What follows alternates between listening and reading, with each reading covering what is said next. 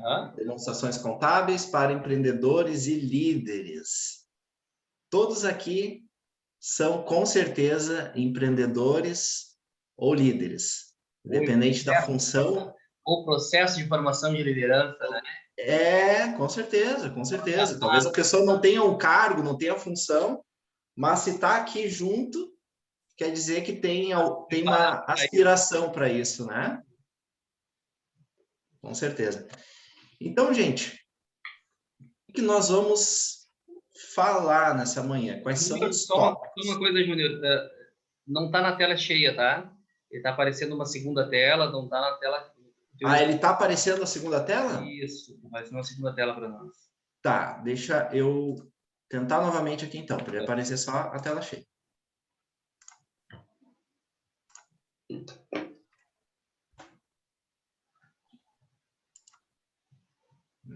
Agora acho que vai certinho. Perfeito, agora sim. Perfeito? Ok. Então, gente, qual que é o conteúdo dessa manhã? Foi para a próxima tela, certinho? Perfeito, né? Então tá. Nós vamos começar falando o porquê que as demonstrações contábeis são importantes, tanto para o empresário, para a gestão interna, como para o público externo, na ótica de bancos, na ótica de clientes, de fornecedores, o que eles mais analisam, o que é importante cuidar para ter uma boa imagem perante o mercado.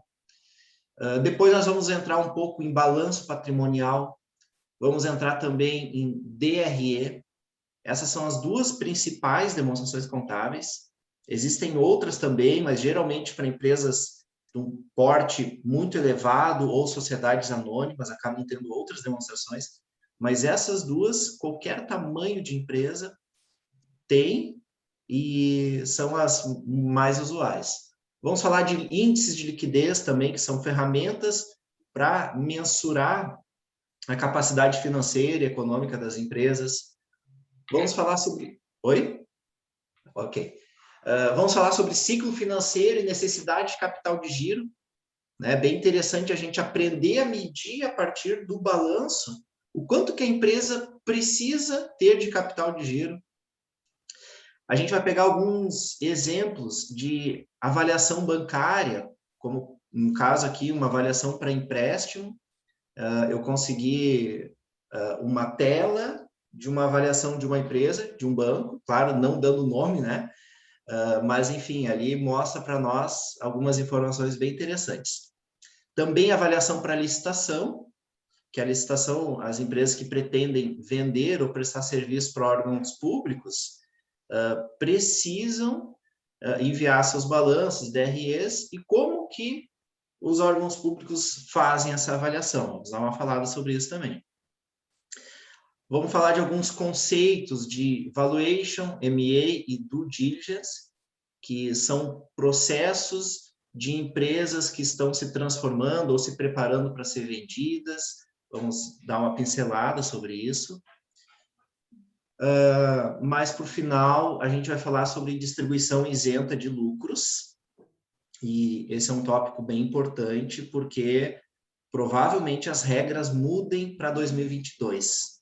Tá? Então, já vou adiantar aqui o que está sendo tratado no Congresso, que pode mudar, e ter tributação sobre distribuição de lucros. E as nossas considerações finais. Vamos lá? Primeiro passo, então, por que as demonstrações contábeis são importantes? Primeiramente, sobre a ótica do mercado, né? Então, sobre a ótica externa. Jonas, a gente tinha combinado dessa parte tu falar? Sim, pode tocar, Júnior. Tá. Então, muitas vezes o empresário ele não dá muita atenção para o seu balanço, não dá muita atenção para as suas demonstrações contábeis, mas o mercado dá, sim, de forma direta ou indireta, eles dão. Ou seja, nos pedindo como assessorias contábeis ou pegando diretamente as informações interbancárias, eles pegam o Serasa Experience ou o que for, eles têm informações financeiras das nossas empresas. Então, aonde que é importante para o mercado, tanto bancos como fornecedores que nós temos, os nossos clientes, dependendo do porte do cliente, também observa, dependendo dos clientes que eu quero trabalhar, ele vai observar. Em licitações, obviamente, uma barreira de entrada fortíssima é os indicadores e índices de balanços. É uma barreira realmente que não existe como entrar se não tiver determinados indicadores. Então, toda empresa que tem como objetivo um dia participar de licitações ou que já participa, ela não pode desprezar os seus indicadores. E é muito interessante porque esse preparo ele tem que ser, no mínimo, com um ano de antecedência. Porque quando abre uma licitação, é avaliado o balanço do ano anterior. Daí não existe como fazer mágica. Só vai ser colocado os indicadores do exercício que já findou. Então, se a empresa não estiver bem posicionada com indicadores de liquidez e outros indicadores que nós vamos estar falando aqui, não tem mais o que fazer. Então, é um processo de médio e longo prazo esse preparo para licitações. E, obviamente, também o governo avaliando a coerência dos dados que nós temos, se eles evidenciam ou não algum tipo de erro, ou em alguns casos fraudes, ou pagamento errôneo de tributos, enfim, um dos stakeholders, um dos agentes que observam os nossos demonstrativos é sim o governo. Do outro lado, Júnior, pode passar, temos também os objetivos das demonstrações contábeis para a gestão da empresa. Que tipo de gestão? A gestão de custos. Todo empresário que não gosta de rasgar dinheiro tem que observar. Do balanço se extrai a lucratividade, se extrai um índice também muito interessante, um indicador que é a depreciação, ou seja, a taxa de quanto que eu tenho que reservar para renovar os meus computadores, as minhas máquinas, os meus caminhões, todos os bens da empresa. A contabilidade aponta através de um índice chamado depreciação, que deveria ser uma reserva que nós deveríamos deixar para isso, para a reposição dos nossos ativos. A gestão tributária ela é totalmente balizada também por o resultado da empresa, projetos de expansão, previsões orçamentárias de previsto e realizadas são feitas através desses balanços e a capacidade ou não de novos investimentos, payback, prazos de investimento para novas aplicações feitas, tudo isso se retira através dos demonstrativos. Ainda voltando um pouquinho sobre o mercado, eu esqueci de falar sobre uma caixinha que está ali muito importante, que são os investidores. Toda empresa que não descarta a possibilidade de um dia vender totalmente ou parte da sua empresa, ela deve observar esses balanços, porque é um dos balizadores. Nós já tivemos casos aqui de empresas que não foram compradas porque os investidores não sentiram confiança nos indicadores da gestão. Então, é mais um objetivo que se tem de estar em dia, de estar regular também, para que os investidores possam ver uma empresa organizada, com saúde econômica e financeira. Então, essa seria os objetivos, a importância dos demonstrativos contábeis.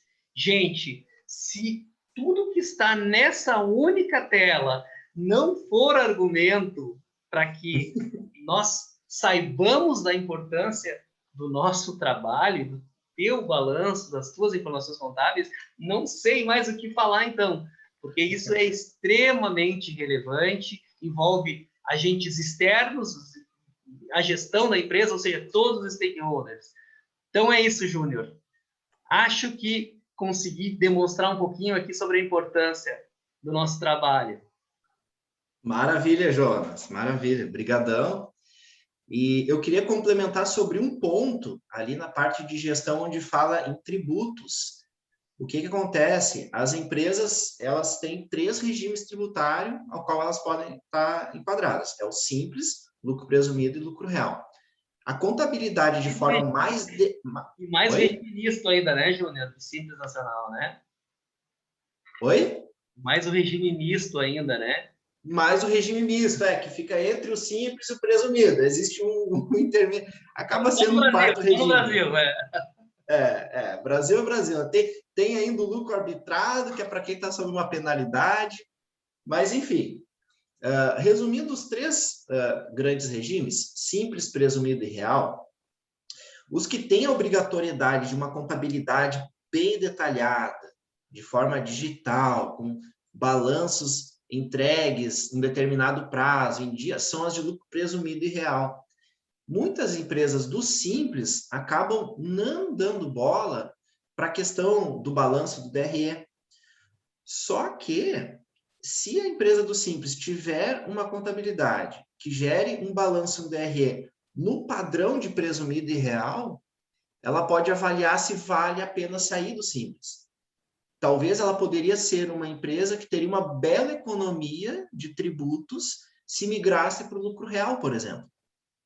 Então, as demonstrações contábeis, elas ajudam a fornecer isso, um mapa. Opa, no Simples está pagando tanto, mas se fosse presumido, seria tanto, e se fosse real, seria tanto. Então, só reforçando essa questão dos tributos também. Gente, mas entrando, então, nosso primeiro tópico sobre balanço patrimonial, que ele é um relatório que demonstra a posição financeira e patrimonial da empresa no último dia do ano. Tá? Ele é uma foto da empresa. Finalizou o ano, o que a empresa tem de bens, de patrimônio, quanto que a empresa tem de dívida, quanto que sobra, quanto que está no patrimônio líquido da empresa, a gente vai ver sobre isso. A partir desse balanço se consegue uma série de análises, índices que a gente vai ver. Mas a gente não precisa esperar fechar o ano e apenas no ano seguinte poder ter uma foto da empresa quando já não dá mais para fazer nada, né? A gente vai gerando durante o próprio exercício alguns relatórios que são prévias. Tá? Então, essas... o pessoal quando nos liga, né, Júnior, tem muita dúvida sobre qual a diferença de um balanço para um balancete. Eu não entendo se o banco envia um balanço, um balancete. Qual que é a diferença, Júnior? O balancete, ele é justamente essa prévia que a gente está falando.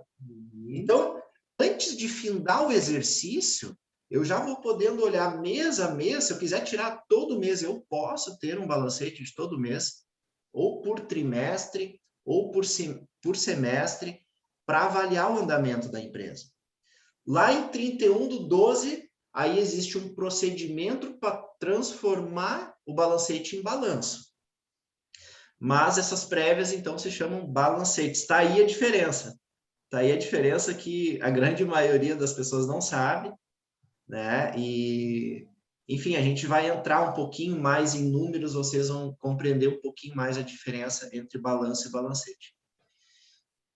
E o DRE. O que é o DRE? Olha só. O próprio nome diz: demonstrativo de resultado do exercício. Tá, mas ainda está um nome técnico demais. Como é que a gente pode traduzir isso? Digamos que é um detalhamento. O demonstrativo é um detalhamento. Do quê? Do resultado. O que é o resultado? É o lucro ou prejuízo. Esse é o resultado da empresa.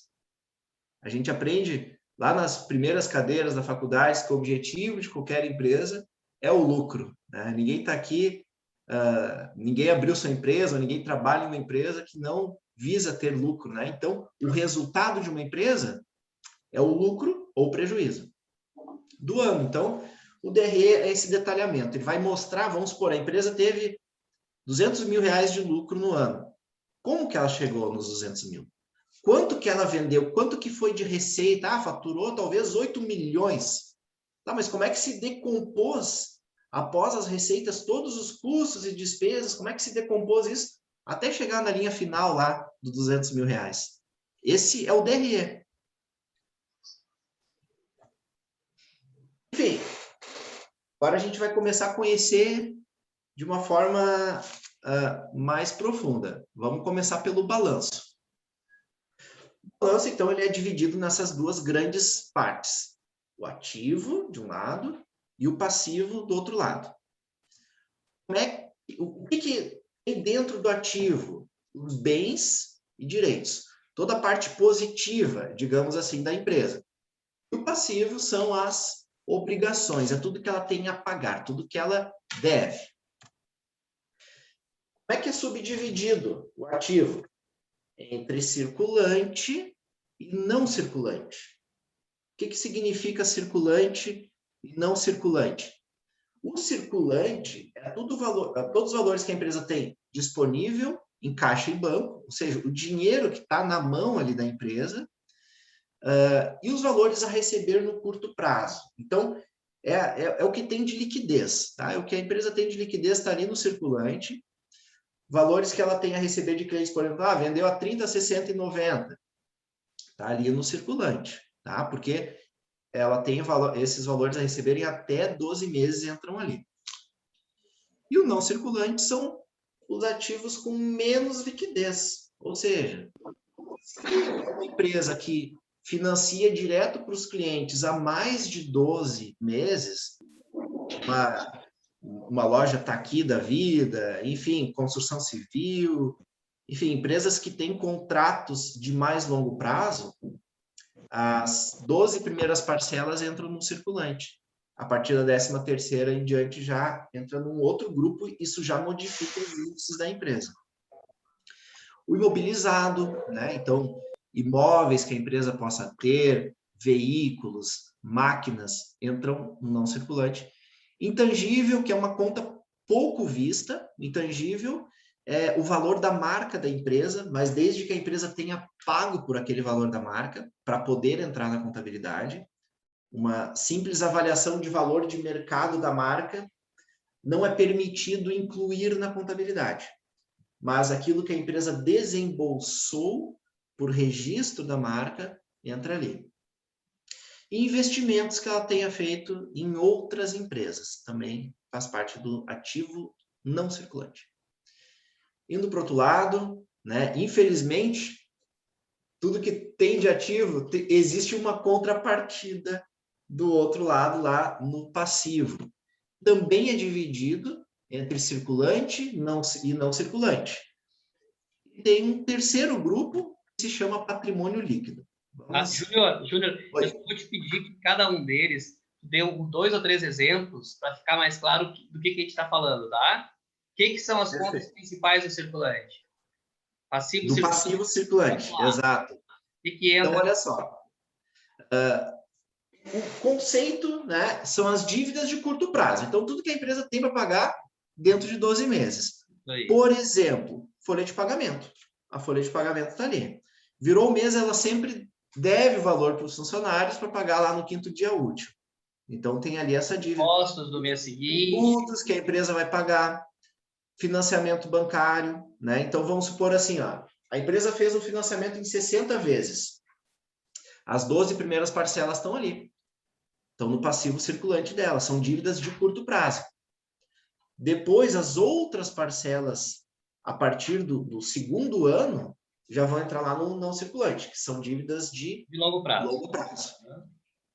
E é o que diz ali, dívidas de longo prazo, maiores de 12 meses. Parcelou os impostos lá em 24, comprou uma máquina, vai pagar em 36, 48, 60. É tudo uma dívida, um passivo que é de longo prazo, então ele não vai estar no circulante, vai estar no não circulante, que antigamente, até alguns anos atrás, se chamava passivo de longo prazo. Passivo de longo prazo, é isso aí. É isso aí. E o patrimônio líquido, Júnior, o que é? O patrimônio líquido. Eu lembro na faculdade que a gente demorou um pouco para os alunos entender por que o patrimônio líquido está lá no passivo, que coisa estranha, porque o patrimônio líquido é uma coisa boa, é o que os sócios têm, né? É o que os sócios injetaram na empresa. O que tem dentro do patrimônio líquido?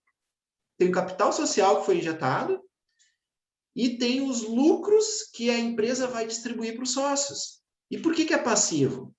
Porque uma dívida da empresa para com o sócio. E aí tu já entra numa parte bem legal, que é a distinção do que é o patrimônio dos sócios do patrimônio da PJ.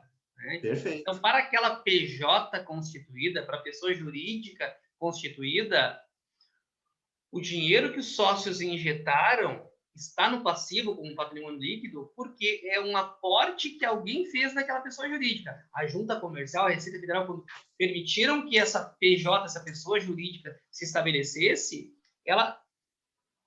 alguém fez um aporte de capital nela. Então, para essa pessoa jurídica, o patrimônio líquido está na coluna do ativo por isso, porque é a injeção de capital dos sócios. Perfeito. Gente, mas por que existe esse nome, balanço patrimonial? Por que balanço? O equilíbrio das contas. O total do ativo sempre vai ser igual ao total do passivo. Ou seja, um balanço fechado, um balanço depois de... Balanço fechado. Os dois lados vão ser sempre o mesmo valor, Júnior. Perfeito. Só na faculdade que o valor não fecha, só no exercício teórico. Na prática, não tem como não fechar. Senão, não é balanço. Senão, não é balanço, mas o balanço vai ter os valores iguais, tá? Outra forma de falar a mesma coisa é as origens são iguais às aplicações. O que eu quero dizer com isso? Do lado do passivo, a gente tem as origens, ou seja, é da onde veio o dinheiro. Então, vamos supor, o capital social veio do sócio, ele é do patrimônio líquido, 100 mil reais que o sócio injetou para começar a empresa. Então, saiu dali, do sócio, capital social. E aonde que ele aplicou aquilo? Aplicou em algum ativo. Ele depositou na conta corrente da empresa, ou ele deu em veículo, enfim, vai ter entrado ou no ativo circulante ou no não circulante. Quando a empresa compra uma mercadoria para revenda, e ela comprou a prazo, ela deve para um fornecedor. Então, o fornecedores a pagar vai estar ali no passivo circulante. É um passivo da empresa pagar aquele fornecedor. Então, quem me originou essa mercadoria que eu tenho foi meu fornecedor. Então, o meu fornecedor está no passivo. E aonde que eu destinei essa mercadoria? Para o meu estoque. Então, o meu estoque está dentro do meu ativo. Então, existe o princípio das partidas dobradas. Todo débito tem um crédito. E aqui é todo um equilíbrio entre as origens e as aplicações. Elas fecham com o mesmo valor.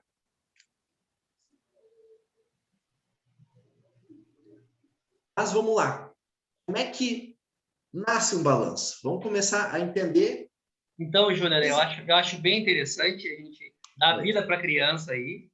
Exatamente. Simplificar a coisa agora, né? Simplificar. Uma operação que toda empresa tem, de uma forma bem simples, para se entender aonde que isso se localiza nesse balanço, né? Qual a aplicação? Tu estás me dizendo, então, Júnior, que por esse tal de método das partidas dobradas aí, tudo que está de um lado está do outro, porque daí que é um balanço. Então tá, beleza, me diz na prática, agora, sem enrolação, se está nos dois lados, como é que pode? Me explica isso aí, como é que se coloca dos dois lados, no ativo e no passivo, porque eu não entendi nada até agora. Vamos lá, agora é a hora.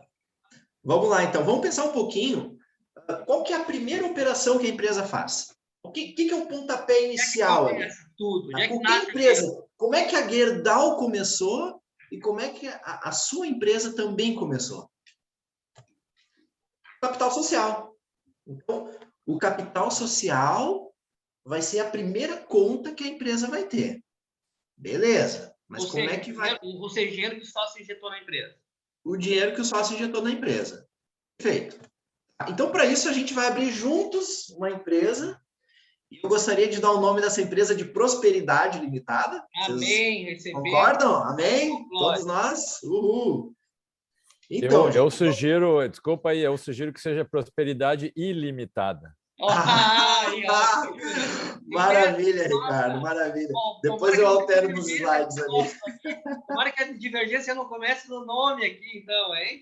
Vamos lá. Não, mas eu gostei. Eu estou com o Ricardo, Prosperidade Ilimitada. É verdade, reconheço que é um nome melhor. E essa empresa, Prosperidade Limitada, vai começar com 2 sócios. Depois a gente entra tudo junto também. Mas quais foram os 2 primeiros sócios da empresa?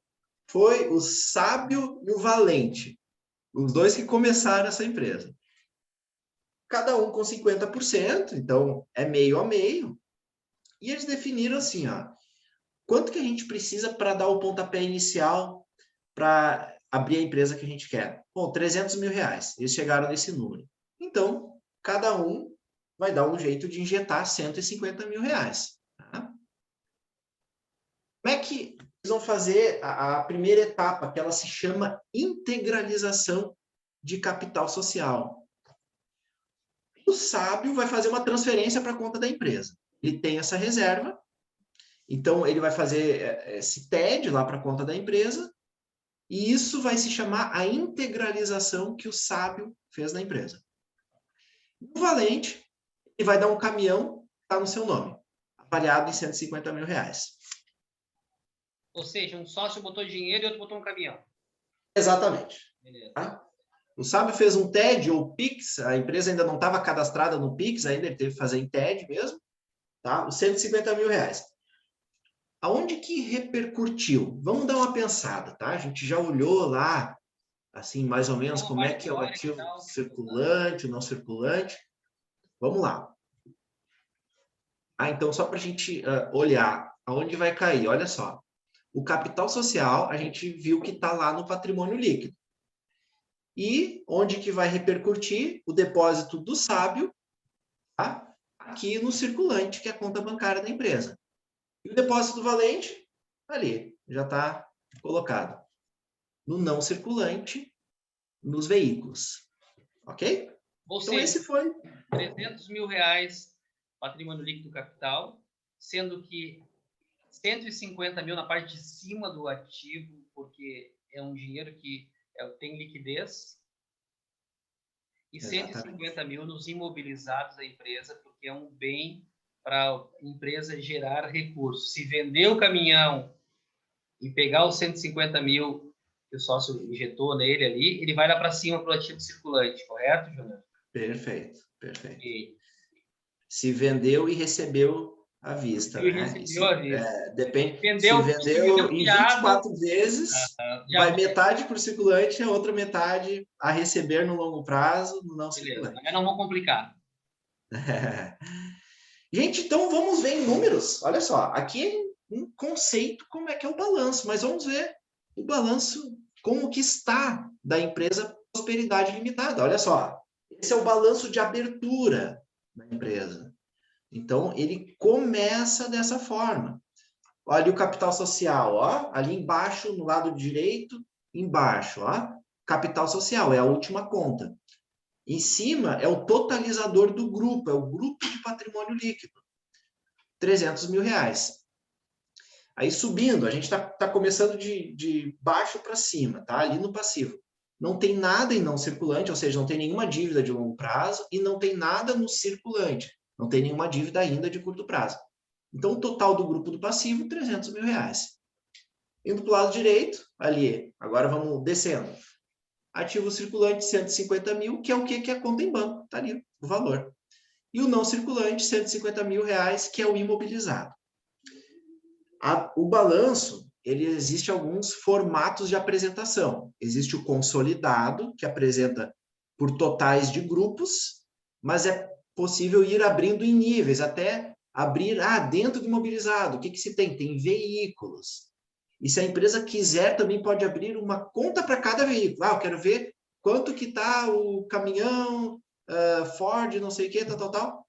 Pode também abrir uma conta e deixando específico da forma que quiser.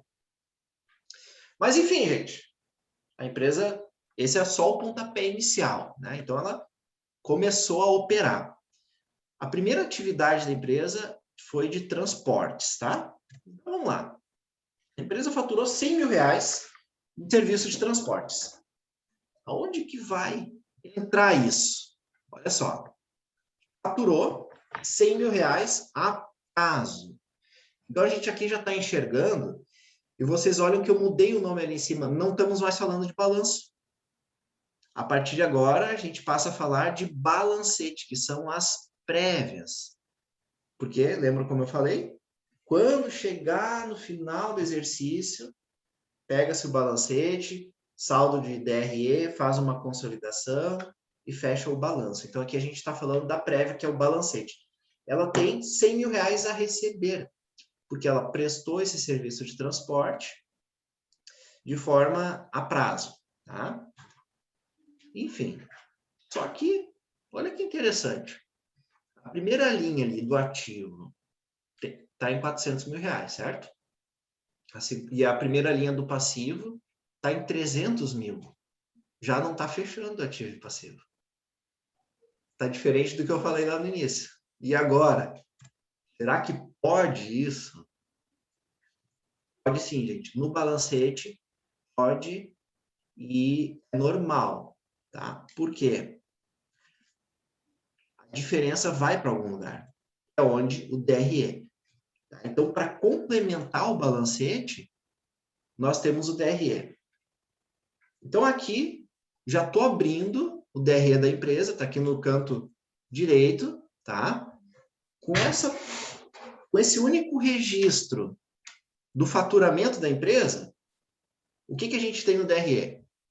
Receitas, tá? Na verdade, é de serviços, eu botei de mercadorias, enfim. As receitas, R$100 mil, tá? E o resultado está evidenciando um lucro de 100 mil, porque nós não registramos outras coisas ainda.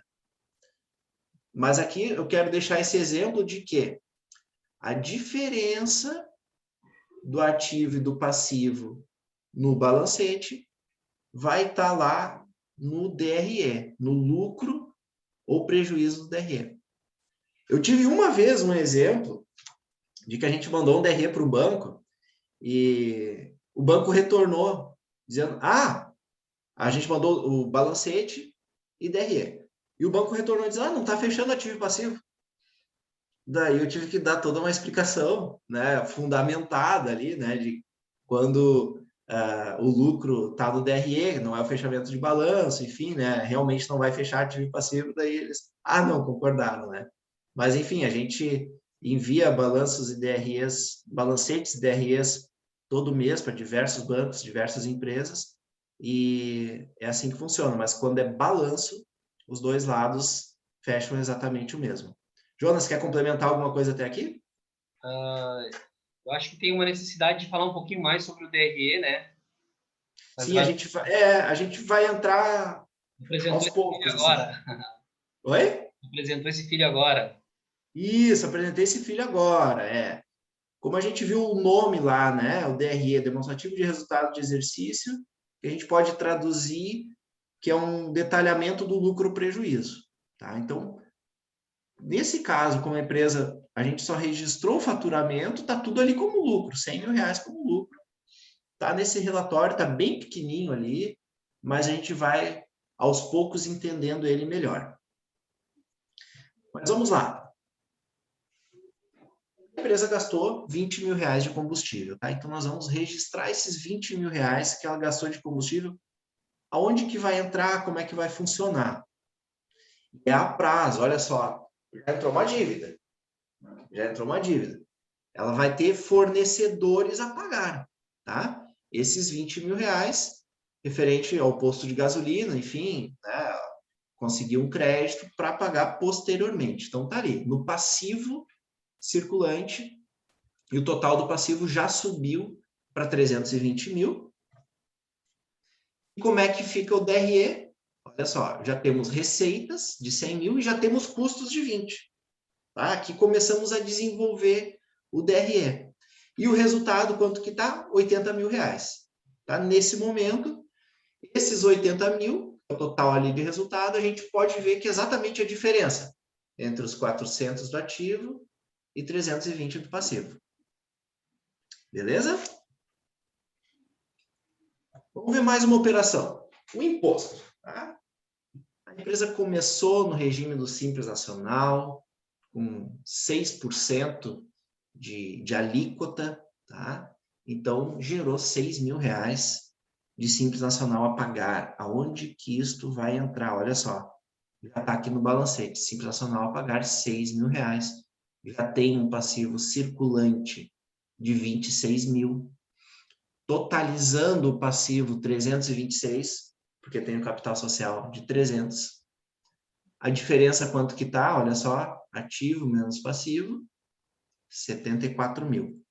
Esse é para ser o lucro lá no DRE. Então, tá aqui. Olha que o DRE aqui já abriu outra coisa diferente. Antes a gente tinha só uma linha de receitas, mas como já tem o imposto, mudou um pouquinho. Então, a receita de 100 mil eu chamo de receita bruta, que é o valor que eu efetivamente cobrei do meu cliente. Só que o imposto sobre a receita bruta, ele é considerado um dedutor. Ele reduz o imposto para chegar na receita líquida. Então, é a receita sem imposto. A receita da empresa sem imposto é 94 mil reais. E a receita líquida que vai ser balizador para diversos indicadores que mais tarde, a hora que a gente aprofundar mais no DRE, a gente vai ver. E continua com os custos de 20 mil, enfim, o resultado é os 94 menos os 20, 74 mil reais, que é exatamente a diferença do balancete. 326 mais 74, fecha os 400. Exatamente. Perfeito. Então, aqui foi uma pincelada quando a empresa está dando os primeiros passos, tá? Então, voltando aqui um pouquinho a tela, tá? Os primeiros passos a gente registrou 3 operações aqui. A gente registrou o capital social, a gente registrou o faturamento que gerou os clientes a receber, registramos o custo de combustíveis e registramos o imposto. Fizemos 4 operações iniciais aí da empresa. Perfeito. E como eu já falei, né, quando encerra o exercício, o resultado se incorpora para o balanço. Alguma dúvida até aqui? Compartilha a tua tela aí, Júnior. Dá uma olhadinha aí.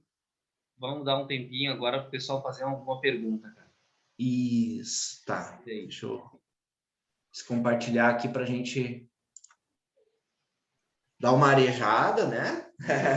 Pensar se tem alguma dúvida até aqui. Vamos passar aí, vamos passar por a exibição da galeria e tal. Vamos ver se alguém quiser levantar a mão, perguntar alguma coisa. Vamos lá. Da explicação aqui, a Rayane dizendo tudo certo até aqui. Isso aí, o pessoal que não quiser levantar a mão, quiser colocar ali no chatzinho. Vamos ver, Rayane, tudo certo até aqui. Podemos dar sequência. Tá muito complicado, gente? Como é que tá aí? Se alguém tá achando complicado, diz assim. A receita de bolo tá bem boa, tá? Complicado, bota ali no chat ali, olha. Explica mais fácil, tá? Me ajudem, gente, me ajudem. Eu quero que vocês... Olha ali, olha, começou um feedback. Ó. Está muito boa a explicação, Ricardo. Cauane está tranquilo. Ó, sempre é complicado. Sempre será complicado. Abraço, Christian Rocha, aí meu convidado. Grande abraço. Isso aí, ó. Segue o baile. Ó, tá mandando seguir o baile. Então, vamos seguir o baile, então, Júnior. Maravilha, maravilha. Vamos lá, então. Vamos fim de dançar. Vamos lá. Nos balancetes tem saldo... eu não consigo enxergar. Tem saldo anterior. Tá, vamos lá. Toca a ficha, Júnior. Deixa eu compartilhar aqui novamente. Vamos lá que a gente tem 36 minutos e chegamos na metade. Vamos lá. Então, vamos ver aqui. Próximo slide de novo. Tá aparecendo para vocês na tela, normal? Perfeito. Tá. Aqui. Podemos, então, avançar uns 2 anos nessa empresa. Vamos ver como é que está o balancete dela e o DRE dela após os 2 anos. Vamos lá? Vamos lá, então. Começou em 2018, agora final de 2020. Então.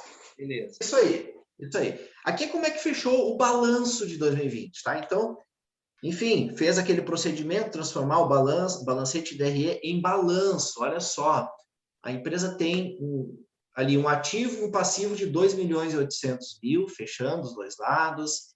O grupo do circulante do ativo, 1.800.000, composto por 200 mil reais de saldo em caixa, mais saldo em bancos. Valores a receber de clientes, 600 mil reais. Esse valores a receber é o faturamento do final do ano. tá? Então, o faturamento ali do final do ano, ali de dezembro, mais algum inadimplente, né, de novembro, de outubro, enfim, via de regra, acaba sendo isso, esses 600 mil a receber do balanço. Tem impostos a recuperar, 200 mil reais, olha aqui, que interessante, um ativo que a empresa tem, mas é imposto, como assim? Porque aqui a empresa já mudou de regime, já não é mais simples, já foi para o lucro real. E no lucro real, em alguns casos, em vez de pagar o imposto, a empresa fica com crédito de imposto. Opa, isso aí interessou para uma galera aí, Júnior. Olha só, o imposto passou, olha só, não está só no passivo, ele está lá no ativo também. É um crédito, tipo uma criptomoeda que a empresa tem. Um imposto, um crédito. E com este imposto, ela pode pagar outros impostos. Pagar os meses seguintes de impostos, legal. Exatamente. Olha só, a gente pode, indo ali para a mesma linha no passivo circulante, ela deve 300 mil reais cara, de Júnior, outros impostos. Cara, tu arrumou uma incomodação para tua vida agora, cara. Vai terminar aqui essa live, essa mentoria, e o pessoal vai começar a te mandar. Como é que eu faço para ter Como é que tu nunca me deu 200 mil aí, tá dando na dos outros aí? É aí. Eu queria gerar essa curiosidade, gente.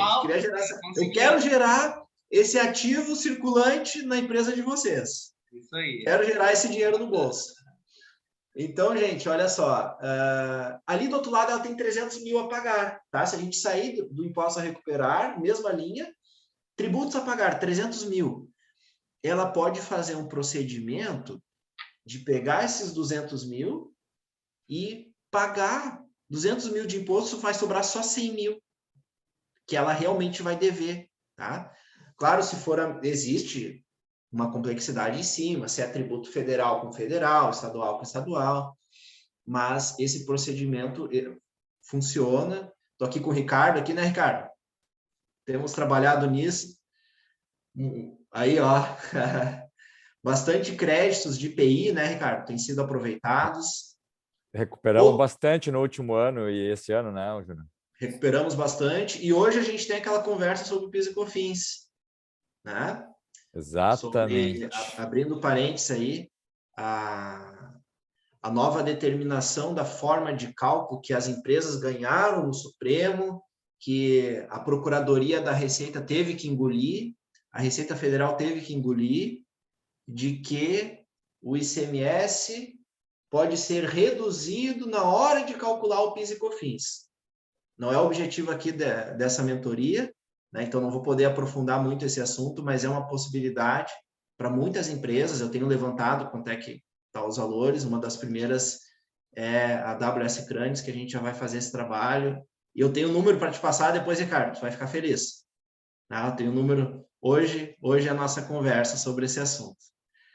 Tá, gente? Mas vamos lá. Dando sequência. Depois, quem quiser falar sobre imposto, chama no privado, chama o pessoal que te atende na Mega Office, tá? E a gente vai falando. 800 mil de estoque, enfim, não vou ler todas as contas aqui. Mas ali, ó, no grupo do não circulante, tem R$1 milhão, que a principal conta é o imobilizado, 800 mil reais de imobilizado. Indo no passivo, ela deve, no circulante, ou seja, deve em curto prazo, 900 mil reais. Deve em longo prazo, que está no não circulante, 1 milhão e 100. E o PL já aumentou. Olha só, antes estava em 300 mil reais o patrimônio líquido. Já está em 800. Só que eles não injetaram mais capital na empresa, porque não precisou. Inclusive, gerou 500 mil reais de lucro que não foi distribuído. Esse lucro que a empresa gerou e ficou, enfim, ficou em caixa o lucro, ficou investido no imobilizado, em alguma outra coisa, não foi distribuído. Ele se transforma em reservas de lucros, tá? Também pode ser chamado de lucros acumulados. No balanço das empresas de vocês, pode ser que o nome esteja lucros acumulados ou reserva de lucros, tá? Legal. Aqui é o balanço patrimonial do ano. Mas será que ele é bom? Será que ele é ruim? O que os bancos, por exemplo, iriam dizer sobre esse balanço? Tá? Então, para analisar, a gente vai ter uma ajuda dos índices de liquidez. Tá? São essas métricas para avaliar a saúde financeira da empresa. Tá? O primeiro que a gente vai falar, que é muito usado, Quando, por exemplo, assim, ó, alguém dá um balanço para assinar... Oi, Jonas? Então, vamos lá, então. Passando para o capítulo dos índices aí, né? Exatamente. Eles só são avaliados após o balanço fechado. É um trabalho já de contabilidade gerencial. São indicadores de contabilidade gerencial que eles saem, se extraem esses resultados de dentro do balanço após encerrado. E para quem que interessa esses índices? Eles vão interessar para o mesmo público que eu falei anteriormente, mas se o gestor ele conseguir entender esse conceito, vai facilitar a vida dele, correto, Júnior? Maravilha, porque daí tu te antecipa. Perfeito. Tu não manda algo às cegas, dependendo da sorte de qual vai ser a análise que o banco vai fazer. Não só banco, como licitações também. Existem parâmetros padrões para medir se a empresa está apta ou não, se ela é uma empresa perigosa, se é uma empresa que vai ser adimplente ou inadimplente. Então, sobre esses padrões nós estamos falando, né? Exatamente. Já tivemos diversos casos de olhar assim, não está legal o índice, mas tem algumas coisas a fazer. Já tivemos casos de empresas que, aumentando o capital social, a gente simula, né? Ah, mas se houver um depósito direto da conta do sócio para a conta da empresa, o PL vai aumentar em tanto, e como é que fica o índice? Opa, já é um índice que torna a empresa apta, talvez, a uma licitação. E de executar isso. Para o ano seguinte, dessa forma. Exatamente. Enfim, o primeiro índice, Jonas, a gente só tem que correr um pouquinho assim. Tá? Então temos 30 minutos. Enfim, o primeiro índice mais usado. Quando eu pego um balancete para assinar um balanço, o primeiro que eu olho é o índice de liquidez corrente. Tá? Eu não costumo assinar balancete sem avaliar o índice de liquidez corrente. Eu até já estabeleci aqui com o meu setor contábil que quando me manda um para assinatura, já me dá o índice ali. Deu tanto. Tá? Tá 1 ponto tanto essa empresa. Ok. E tudo mais. Ele mede o ativo circulante contra o passivo circulante. E o que ele representa? Ele representa o seguinte: para cada R$1 que a empresa tem de dívida dentro de um ano, quanto que a empresa já tem ou vai receber dentro de um ano. Ou seja, para as contas de curto prazo, ela tem mais dinheiro disponível ou tem mais dívida? Essa é a métrica. Então, pegando o balanço que a gente acabou de ver, olha só, a gente pega o ativo circulante e divide pelo passivo circulante. Olha só, 1.800 dividido por 900 mil. O que dá? Dá 2, né? Conta. Que coisa mais fácil que isso? Quer conta mais fácil que essa? Então, a empresa tem ali, para cada R$1 de dívida no curto prazo, ela tem R$2 disponível. É isso que está dizendo o índice de liquidez corrente. É bom ou não é? Será que... Vamos pensar, né? Poxa, eu acho que é bom, né? Acho que é bom. O índice de liquidez corrente, o mínimo, assim, para dizer que existe alguma saúde financeira na empresa, é 1. Só que, dependendo do caso de concorrências, talvez a empresa tenha um índice de 1.2, mas está concorrendo com outra com índice 1.4. Então, não quer dizer simplesmente pelo fato de ter acima de 1 que está ótimo, que está ok. Né? Quanto mais, melhor aqui, digamos.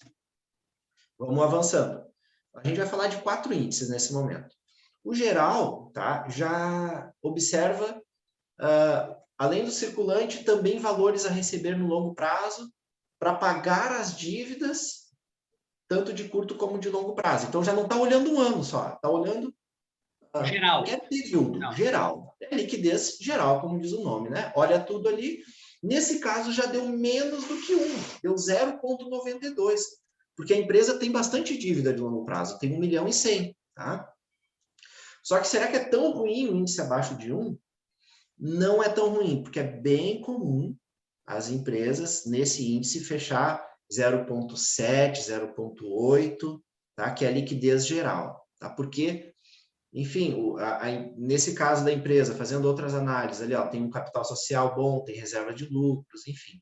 Não é tão ruim esse índice nesse caso. Outro caso, solvência geral. É mais ou menos assim, essa empresa fechada aí. A empresa fechada. Ela vai, inclusive, computar o imobilizado, tudo que ela tem para pagar 100% das dívidas. Solvência geral. Aqui já é 1,4. É o ativo total dividido pelas dívidas em geral. Deu 1,4. Aqui já deu um valor maior e melhor. Aí já é mais para medir se a empresa não vai quebrar. O liquidez geral é parecido com esse, só que o liquidez geral não pega imobilizado. É sem vender o imobilizado. Quanto que a empresa, no anterior ali, liquidez geral, quanto que a empresa teria para pagar todas as dívidas sem vender o imobilizado? Sem vender o maquinário. Aqui, no solvência geral, é vendendo tudo, vendendo inclusive o imobilizado. Vai quebrar ou não vai quebrar? Se der um problema aí, tem que vender tudo se ela paga as contas. Exatamente. E por último, grau de endividamento geral. Tá? Aqui ele observa quanto de capital de terceiros representa sobre o ativo total da empresa.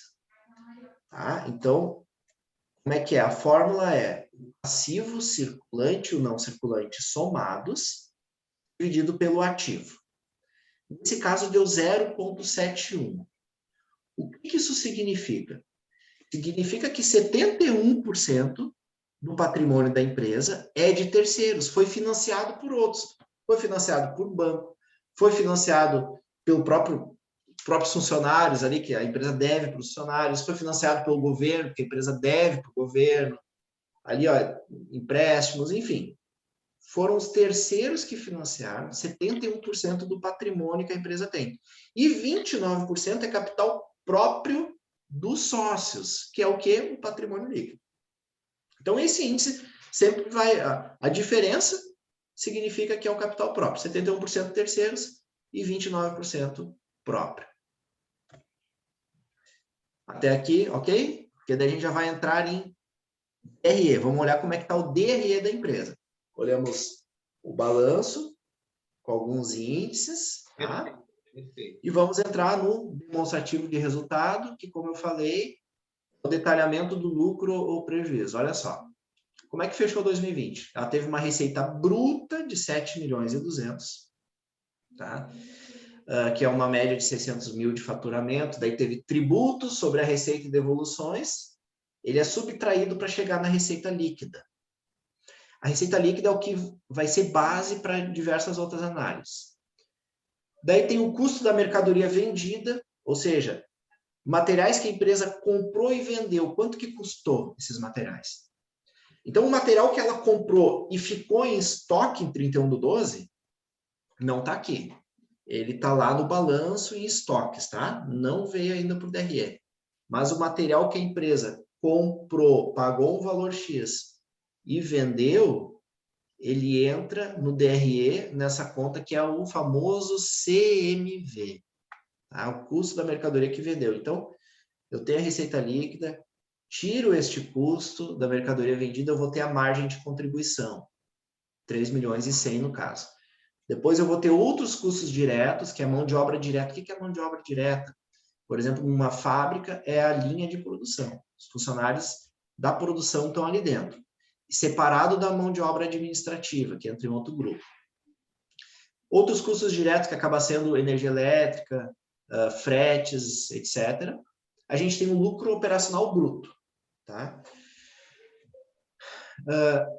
Depois a gente vai entrar em despesas. As despesas operacionais, elas costumam ser fixas. Tá? Então, nesse caso, a soma das despesas, que está ali detalhado, 1.760.000, via de regra, não costumam variar muito.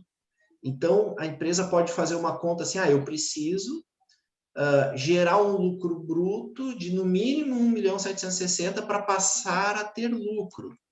Tá?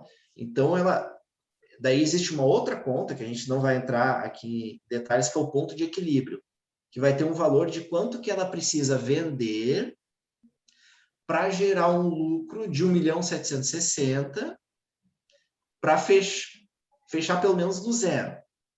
Tá? Olhando aqui por cima, eu diria que essa empresa teria que vender no mínimo 6.500, assim, tá? 6.200 talvez, para daí gerar daí o lucro bruto seria exatamente 1,760 e o lucro seria o zero. Tá? O valor mínimo que ela necessita vender é o chamado ponto de equilíbrio.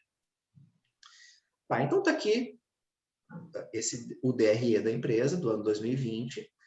Sobre o DRE, a gente pode fazer uma análise vertical, que é olhar o quê?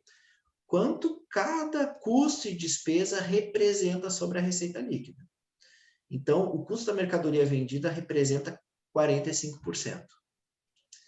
A diferença, o 55%, é a margem de contribuição. Enfim. Ou seja, essa empresa lucrou 7% no ano. Faturou 7 milhões e 200 e teve um lucro de 7%. Um lucro final de 7%. Exatamente.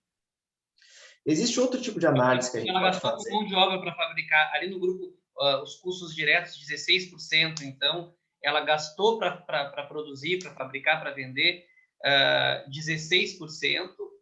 Teve um lucro bruto de 39%, despesas operacionais de 32% e sobrou 7%. É isso. Perfeito. É essa análise. É isso aí. Só que esse 7% ele não estará em caixa necessariamente, porque tu não sabe se o cara recebeu ou não recebeu. O DRE não é um fluxo de caixa, correto, Júlio? Perfeito, Está perfeito. venda e não recebimento. Perfeito, perfeito.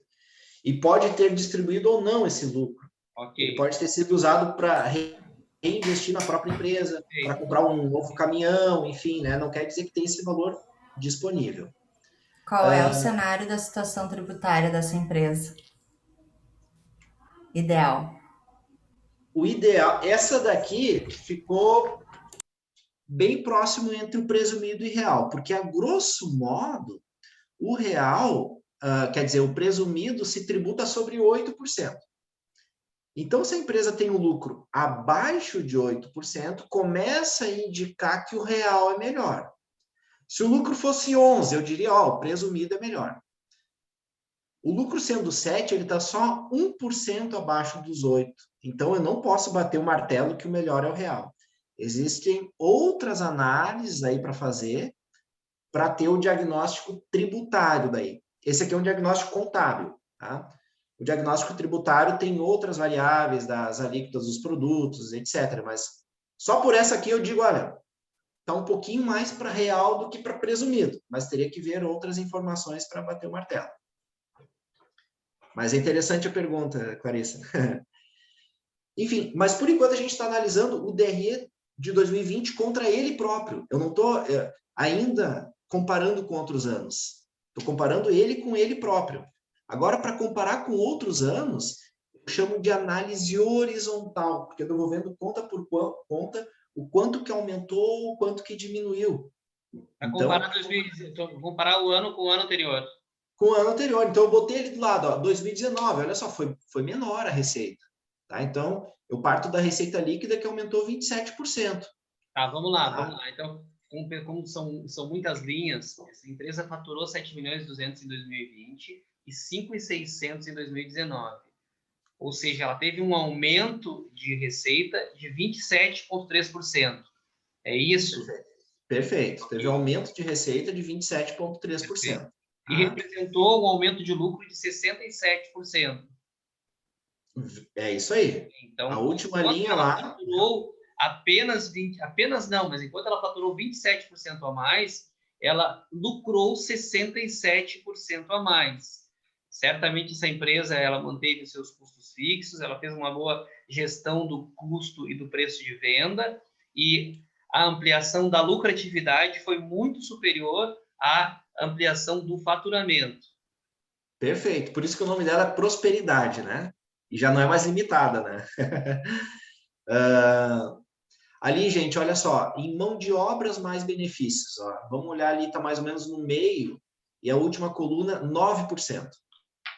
Então, a empresa conseguiu faturar 27% a mais, aumentando apenas 9% da mão de obra. Então, a mão de obra aumentou só 1/3 do que aumentou o faturamento. Então, ela conseguiu fazer uma boa gestão de processos. Enfim, o que no final das contas resultou em valores ali praticamente R$160 mil a mais de lucro. Ok? Posso fazer uma pergunta? Deve.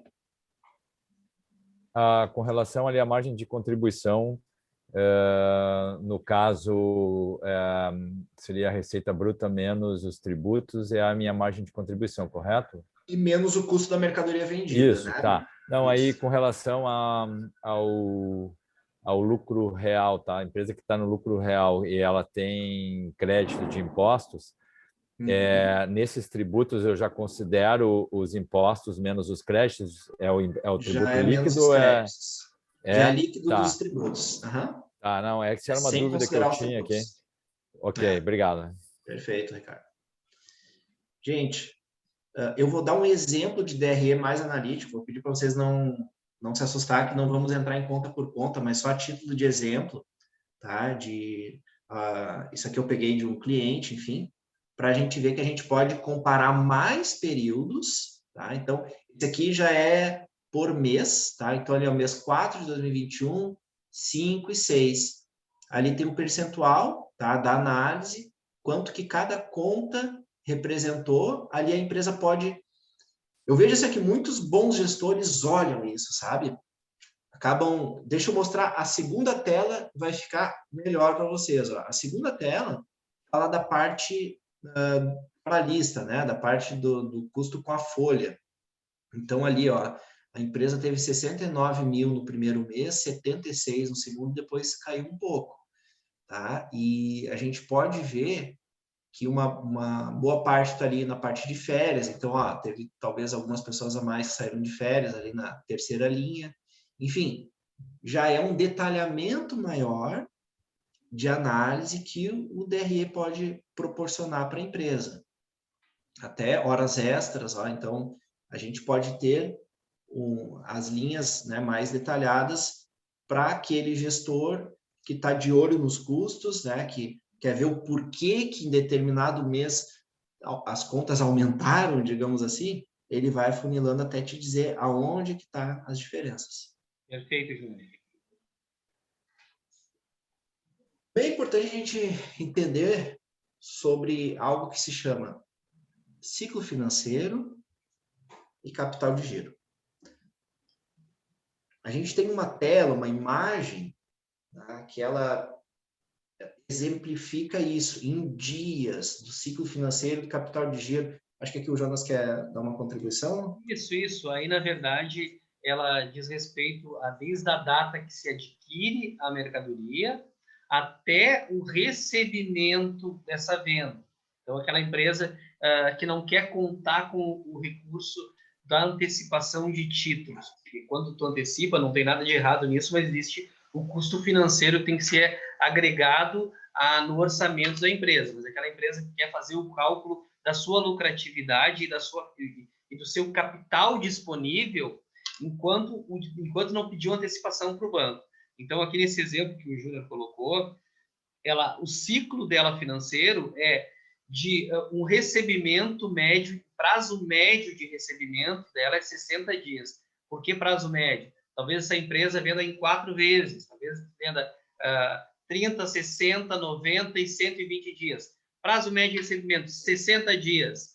E o prazo médio de pagamento deu 40 dias. Então, essa empresa, o pagamento das compras, 40 dias. Essa empresa, ela está com uma necessidade de capital de giro de 20 dias. Ou seja, ela recebe num prazo mais longo do que ela compra. Então, o que acontece com uma empresa que tem um pagamento, que tem esse ciclo financeiro? Ela gera o chamado efeito tesoura, que é o seguinte: quanto mais essa empresa vender e faturar, mais necessidade de capital de giro ela vai ter que ter. Então, ela vai sempre ter que ou fazer aporte dos sócios para cobrir essa necessidade de capital de giro, ou ela vai ter que se financiar antecipando recebíveis. Por quê? Porque o prazo médio dela de recebimento é mais longo que o prazo de pagamento. O prazo médio de recebimento é mais longo que o prazo das compras dessa empresa de materiais para revenda. É isso. Perfeito, Jonas. E eu acho que a gente pode ver esse exemplo com a empresa que a gente pegou, com a Prosperidade, como que ficaria. Tá? Então, olha só, a gente viu ali, no exemplo, que a empresa tem uma necessidade de capital de giro de 20 dias. Ela precisa cobrir com capital próprio 20 dias de operação, que é como o Jonas falou, a diferença de quando ela paga para quando ela recebe. Então, como é que eu converto isso em valores, tá? Eu pego a receita líquida anual, divido por 360 vezes 20. Tá? Essa é a fórmula para ver quanto de valores que a empresa precisa ter de capital de giro para cobrir esses 20 dias de operação. No caso, nossa empresa foi 5.600.000, dividido por 360 vezes 20, nós temos essa conta aqui, esse número. Ela precisa ter R$311 mil de capital de giro. Separado lá no ativo circulante dela para essa disparidade de ciclo financeiro. Perfeito. Será que ela tem, gente? E agora, pelo que a gente já viu até aqui, vamos pensar, vamos dar uma olhada, tá? Qual é o capital de giro efetivo dela? Para isso, tá? Existe um outro índice que se chama capital de giro líquido. Também é conhecido pelo nome de capital circulante líquido. Que ele pega o quê? O ativo circulante da empresa menos o passivo circulante em valores. Já não é mais aquela divisão de para cada R$1, etc. Não, é em valor. Qual a diferença de um para outro? Então, a gente tem aqui o circulante a 1.800 contra o passivo circulante de 900 mil. Ou seja, a empresa possui um capital de giro líquido de R$900 mil. Fechou o ano dessa forma. Ela tem, para o próximo ano, R$900 mil sobrando, porque ela, dos 1.800 ela vai pagar as contas, que são R$900 mil, e, entre aspas, sobra os outros 900 mil, que é o capital de giro líquido, dessa forma. Se tiver um bom giro de estoque, né? Se tiver um bom giro de estoque, né? Isso, se tiver um bom giro de estoque, porque assim, ó, digamos que para ver em mais detalhes, tem que retirar o estoque obsoleto. Aquele estoque que não se vende, aqueles 800 mil. Ou empresa que trabalha com coleções, como empresa na área da moda, de vestuário, esse estoque rapidamente tem que ser liquidado. Então, muitas instituições elas avaliam com um pé atrás o valor dos estoques, porque nem sempre esse estoque se transforma em dinheiro de maneira rápida, né? Perfeito, perfeito. Beleza, então, Júlio, entendi. Exato. Tá, então, nesse caso aqui, né, a empresa, para 20 dias, ela precisa de 311 mil, como a gente viu, tem 900, sobra 600. Esses 900, fazendo a conta, tá, não vamos precisar calcular aqui, eu já calculei, seria para uma necessidade de 58 dias de capital de giro. Então, ela tem essa margem, que é sempre importante ter a mais, pelo estoque obsoleto, por variações de mercado, etc. Então, ela possui reservas para possíveis oscilações de mercado. Beleza? Por enquanto aqui está ok, está legal, podemos avançar para um próximo tópico. Deixa eu só dar uma contribuição aqui. Uhum. Nem sempre a partir dessa análise aí, nem sempre vender mais significa que vai ser bom para a empresa, né? Isso é importante deixar claro, porque enquanto as vendas elas sobem linearmente, vamos dizer assim, a necessidade de capital de giro é uma exponencial. Então, às vezes o cara diz, hoje eu vendi 100, o mês que vem vou vender 200, depois eu vou vender 300. Nem sempre isso pode significar isso às vezes a dor de cabeça que gera é maior do que o benefício, muitas vezes. Né? Ricardo, principalmente quando no caso essa empresa que ela tem um ciclo de recebimento mais longo do que de pagamento, o que acontece? O sócio invariavelmente vai ter que ir injetando, ou ela vai precisar descontar recebíveis, vai ter que ter um bom limite bancário, vai ter que fazer boas operações, só que o risco vai aumentando muito também, né? O risco vai aumentando bastante, então tem que ser mensurado esse risco, sim. Perfeito. Gente, vamos avançar para o próximo tópico, que é o exemplo de uma avaliação prática de um banco. Tá? Um relatório são diversos índices, não vou entrar em todos eles aqui, mas só para a gente ter uma noção de como Do outro lado, lá do lado do banco, o que eles enxergam? Tá? São diversos índices, aqui olhando 3 anos, tá? Então, em 12 de 2018, como é que a empresa estava, em 12 de 19, e aqui no caso foi em 10 de 2020, tá? E ele olha a evolução desses índices. Alguns aqui, como a gente já viu, por exemplo, ó, liquidez corrente, ó. Essa empresa estava com 1,24, aumentou para 1,38, aumentou para 1,51. E o banco dá uma nota. Ele tem alguns balizadores do sistema que vai dar um número. E olha, ele colocou razoável. Então, como eu falei lá no início, não significa necessariamente que está acima de 1, que está tudo ótimo.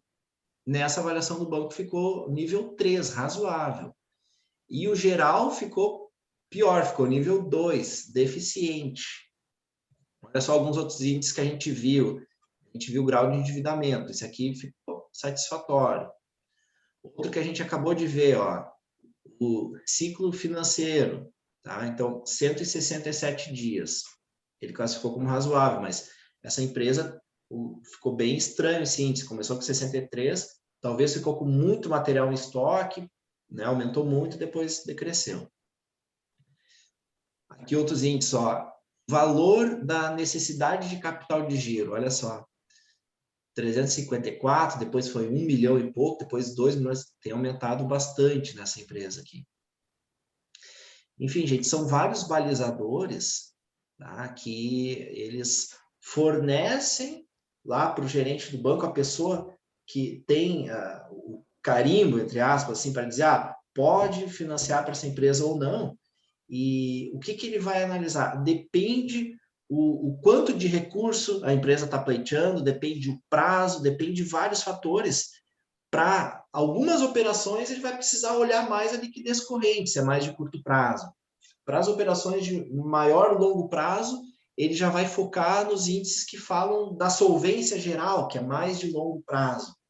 Enfim, isso aqui é um instrumento que o gerente da conta tem para avalizar ou não um crédito.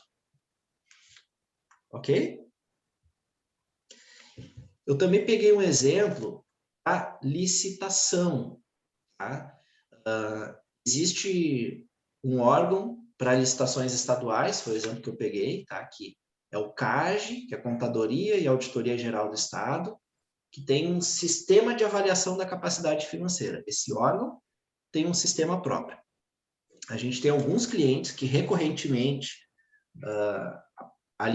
nós alimentamos para eles esse sistema, porque eles participam de licitações estaduais e é um sistema que pede todas as informações de balanço, balancete, DRE, enfim, e ele dá esse resultado, que é essa tela aqui, tá? Eu não vou aqui falar dos números desse exemplo, é um exemplo prático de um cliente realmente que eu peguei. Não vou falar aqui dos números, mas só ali, ó, ele pegou os índices, tá? 5 índices principais, que é o que ele olha, ali pegando primeiro liquidez corrente, e ele dá uma nota lá no final, e um peso, 2,4. No final, ele vai dando essa nota de cada um até chegar uma nota final da empresa. Aqui no final, ele deu a nota 6,5 para a capacidade financeira dessa empresa. É bom ou é ruim o 6,5? O que eu te diria? É uma nota que tu passa o teu cadastro, porque tem notas que tu já não consegue renovar o cadastro no CAGE, então é uma nota que tu consegue renovar o cadastro, mas é depender dos concorrentes. Então, na análise de capacidade financeira, se tiver um outro concorrente com nota 8, ele vai ter vantagem. Claro que não é o único ponto que numa licitação é visto, né? Também é visto a capacidade de executar o serviço, o preço que vai cobrar, etc. Mas um ponto é a capacidade financeira, e que daí ele vai concorrer com outras empresas que podem ter nota acima ou nota abaixo. Alguma dúvida aqui? Beleza. Tá legal? Então, gente, né, o balanço DRE robusto deixa a empresa mais competitiva, quer seja para qualquer finalidade, né, ajuda na gestão, né? Enfim, Vou passar rapidamente aqui alguns conceitos, tá? Que talvez vocês já tenham ouvido falar, assim, mas a gente só vai entender um pouquinho melhor o que significa o valuation, tá? São as técnicas para avaliar o valor real de uma empresa, tá? Porque o balanço ele não dá o valor real de uma empresa. Existem outros fatores subjetivos. O valuation faz essa junção, o valor contábil mais os valores subjetivos de tendência de mercado, de talvez assim, ó, máquinas se estão obsoletas ou não, qual o valor real de mercado que vale, imobilizado, enfim, ele faz uma avaliação mais geral para dizer, ó, tua empresa vale tanto. Tá? Esse é o valuation. M&A, tá? É uma sigla, em inglês significa fusão, incorporação e aquisições, tá? Que serve o quê? Preparar a empresa para uma possível venda dela, por exemplo. É o processo de olhar a contabilidade, deixar ela mais parecida com o real dentro do possível, fazer outros procedimentos para que a empresa seja uma empresa, por exemplo, vendável para uma multinacional. Tá? Esse é o processo de M&A. Due diligence é o processo que o outro lado faz, tá? Uma empresa multinacional, por exemplo, com interesse em comprar a sua empresa, ela não vai simplesmente receber o teu valuation e dizer, ah, tá, então vale tanto, eu vou te pagar tanto. Ela vai fazer um processo de due diligence, que é a investigação das informações, vai cruzar com outras fontes para ver se essas informações passadas elas batem, vai tirar dúvidas, vai procurar entender melhor. Esse é o processo de cruzar o que um lado está informando com outras fontes para chegar numa conclusão própria. Ok? Indo para o final, aqui abrindo parênteses, falando desse assunto de distribuição isenta de lucros, a gente inseriu aqui, porque tem algumas mudanças previstas, tá? Enfim, como é que funciona hoje? Os lucros que estiver evidenciado na contabilidade, estiver registrado lá, e a empresa, se ela não deve tributos federais, ela pode ter tributos parcelados, tá? Mas se ela está com parcelamento em dia, tá ok. Ela pode distribuir esses lucros sem tributação de imposto de renda para os sócios, tá? Então, o sócio não paga imposto de renda sobre o lucro que recebe da empresa, desde que obedeça esses dois critérios. Tá? Esteja demonstrado na contabilidade e não tenha tributo federal em aberto. Beleza. Hoje é assim que funciona. Só que há um projeto de lei prevendo mudanças. Tá? Existem bastante discussões em cima desse projeto. Tá? Já mudou o inicial. Eles tinham falado em tributação de 15%, depois já 20%, enfim. Mas, em linhas gerais, como é que está? Tendência de ser tributado o lucro distribuído para o sócio em 20%. Tá? E se o sócio morar no exterior, 30%. Quem é sócio de empresa do Simples tem isenção até R$20 mil, de acordo com esse projeto. Então, por mês. Tá? Aí já muitos brasileiros, eu creio que vão pensar, vou ter que abrir 3, 4 no Simples. Muito brasileiro já pode pensar isso, que hoje em dia... Ontem o relator, o deputado que é relator do projeto, que eles chamam de reforma tributária, mas não é uma reforma, é aumento de imposto. É uma mini reforma, né? Uma mini reforma. Mas é para aumentar imposto mesmo. Né? Reforma se estivesse mudando as questões estruturais, como diz ICMS no nosso país, né? Mas agora, vamos lá, eles já estão... O deputado relator do projeto está propondo tirar essa isenção de R$2 mil de R$20 mil por mês para empresas do Simples e deixar em 2.500 apenas para todos os tipos de empresa, justamente para blindar a Receita Federal contra a abertura de 500 CNPJs. Sou favorável. Tem que realmente fica melhor assim. Enfim, outra possibilidade que vem junto aí é a redução do imposto de renda das empresas.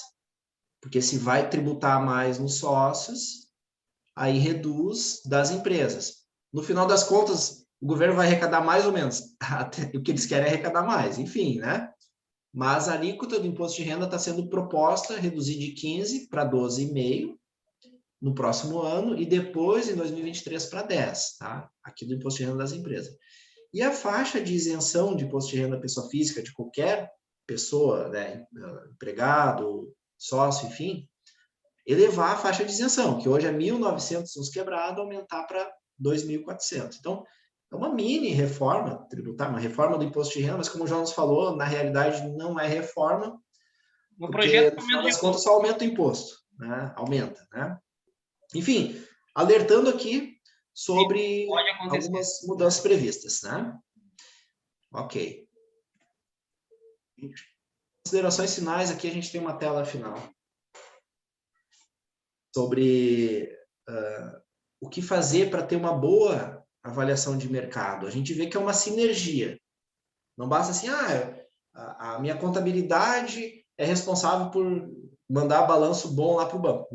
Não existe isso. Mas é um trabalho que envolve a contabilidade, envolve a gestão interna e a identificação de planos de ação. Tá?